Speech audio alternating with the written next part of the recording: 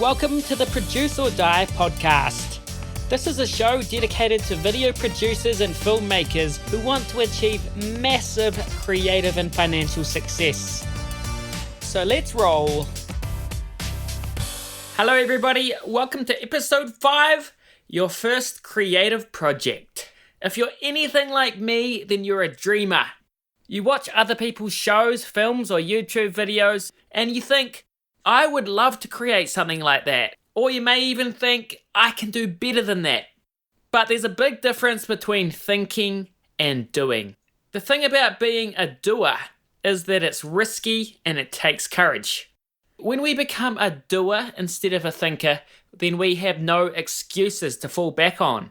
But if we want to make something that resonates, that inspires, that makes people laugh, that provokes, that entertains, then we have to take a risk and get outside our comfort zone. And that's what this episode is all about. Popping your cherry, putting yourself out there, and making your first creative project.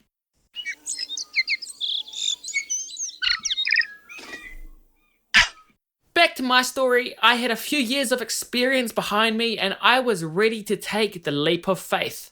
My plan was to team up with my good mate Josh, and we were going to produce our own travel show entirely from scratch. It was called Blade NZ. We were going to attempt to rollerblade the entire length of New Zealand and film our adventure. We weren't exactly sure of the end product, whether it would be one long documentary or broken into short episodes. We weren't comedians, we weren't filmmakers, we weren't producers. We were just a couple of passionate dudes in our mid-20s who wanted to do something different. All we knew was that we were going to film everything that happened and make it as interesting and entertaining as possible.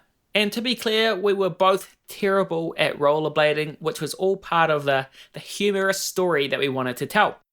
Were we scared? Yes. We didn't know what the trip was going to bring, and we didn't know whether we were going to be able to make anything entertaining. But we knew we had to do it, and we were going to give it our best shot. After a little bit of planning, not too much, we caught a bus to the very tip of New Zealand and began our journey. What followed was the trip of a lifetime, just two dudes on the road and a passion for the unknown.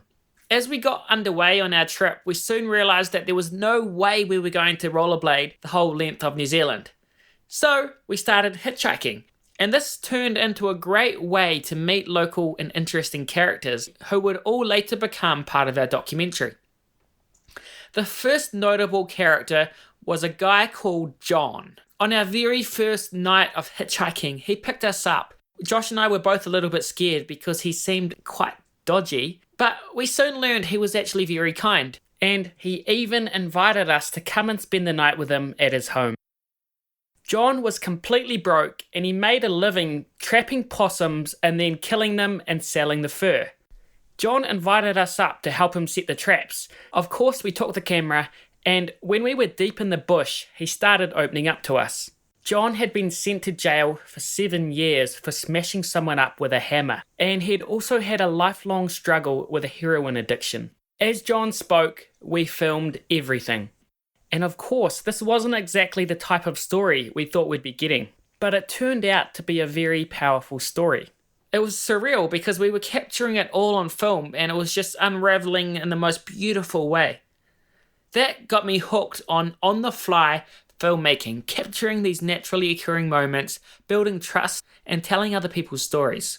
After that, the trip became less about travel and the scenery, but more about the story. There were many notable characters that we met, but I just want to talk about one more, and that is Krista. Krista was a transsexual who was living in a beautiful part of New Zealand called Waiheke Island. She was in the middle of transitioning to a female, and when we met her, she had just changed her name from Chris to Krista. Even though biologically she was a male, she had always felt like she was a female. And when she was growing up, she would always be the one at parties who was dressed up as a woman. People would be like, oh, Krista's dressed up again. But she could never tell anyone she really wanted to be a woman. And she had a story about how her friends came round and they found some woman's clothes under her bed, and she had to pretend that they were her sisters. Once again, we had got ourselves into a situation with a deep and delicate story that was slowly unraveling, and it got even deeper. As Krista grew up, she crumbled under the immense pressure of society, and she continued to hide her desire to be a woman. She became a builder, she played rugby, and she even had a family. But when she got into her 50s, she started suffering from some pretty major depression, and things got so bad that she tried to take her own life. Because she was a builder, she figured the easiest way to do it was to shoot herself in the head with a nail gun. So she shot herself twice in the head, but miraculously she didn't die. She passed out, and when she woke up, she called an ambulance and they saved her life. Once the wounds had healed, she decided that it was now or never. She had to transition to a woman in order to find true happiness. And at one point, Krista went inside and she grabbed these massive printouts of the x-rays, and she wasn't lying. There were two massive nails protruding into her brain on the x-ray. It was surreal. Krista was very inspirational, and she was so passionate about empowering other transgendered people. But unfortunately, we learned that about a year later, Krista got really depressed and she took her own life. It was a really sad outcome and a very sad end to the story, but Josh and I feel incredibly grateful that we got to capture her story and spend that time with her. And on a personal level, I still often think about Krista and the lessons she taught me. She helped me broaden my horizon, and now I view the world with a lot more empathy and perspective. So after Krista, we got back on the road. We got all sorts of crazy footage of us rollerblading.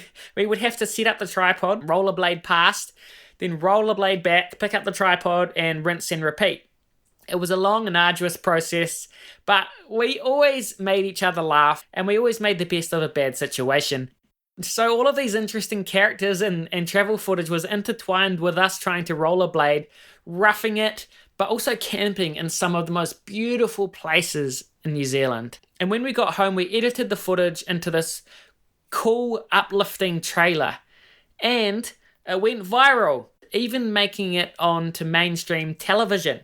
And then things got even better. Fast forward 1 month or so, and we had sold the show to TVNZ's online platform.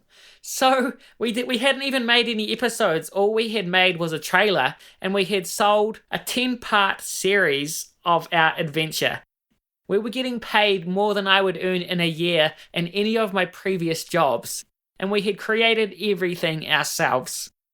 During the post-production process of Blade NZ, we learned so much. Just by watching our content and trying to piece it all together. There was simply no way that we could have learned any of that if we were working for someone else. Creating our first show from scratch was a very challenging but incredibly rewarding experience. And the good news didn't stop there. Before long, we had sold the show to the Travel Channel, and it was broadcast in 100 countries and in 22 languages. Woo! I didn't even know that there were 100 countries on Earth. It was pretty amazing. So, that was my first creative project, a web series called Blade NZ, which we managed to sell to an online platform and then distribute all around the globe to a big broadcast television network. So, what are the lessons that I learned from my first creative project? Well, the first lesson I learned is that we need to take action. Even if we don't feel like we're ready, we need to take action anyway. We could have planned Blade NZ for years and years. We could have waited till we had enough money to get a third person as a cameraman, then maybe a sound person, or we could have shot a pilot first. We could have dipped our toes in and out, but we didn't. We committed 100% to the journey. That's the first lesson. Take immediate action. Momentum breeds clarity. The second lesson I learned is that your own resourcefulness is your biggest resource. What do I mean by that? Well, for example, some days we would have no one pick us up hitchhiking, or it would be raining, or something wouldn't go to plan. But what we would do is we would work out how we could integrate that into the story. We got so good at improvising and turning our obstacles into opportunities. Another example of this is because we only had 2 people, we were able to get in much more intimate situations. There's such a difference between 2 guys and 1 little camera as opposed to a big television crew. The third lesson that I learned is that on your first creative project, if you can, try to retain 100% of the creative control. We didn't have to worry about sponsorship, and at the time we weren't tied to any platform or distribution. Restrictions and boundaries can be great, but on your first project, it's awesome being able to have complete creative control so you can experiment, find your style, and have way more fun. My theory is that if you can make the story good enough, then everything else will work itself out. So would I do it again? Hell yes! Your first creative project is thrilling. There's no other thrill like it. You don't have to sell your show or your film all around the world for it to be a success. The biggest success from Blade NZ for us was the feeling of fulfillment. Of course, it was great that we were able to make money, but that was nothing compared to the feeling of going out on our own and accomplishing what we set out to do.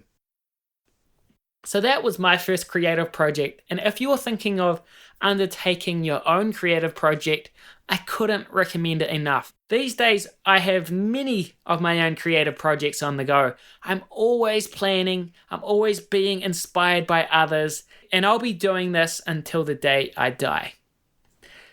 I hope you enjoyed this episode, and I'll see you in the next one.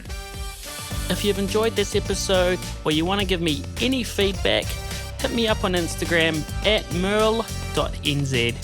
Laters.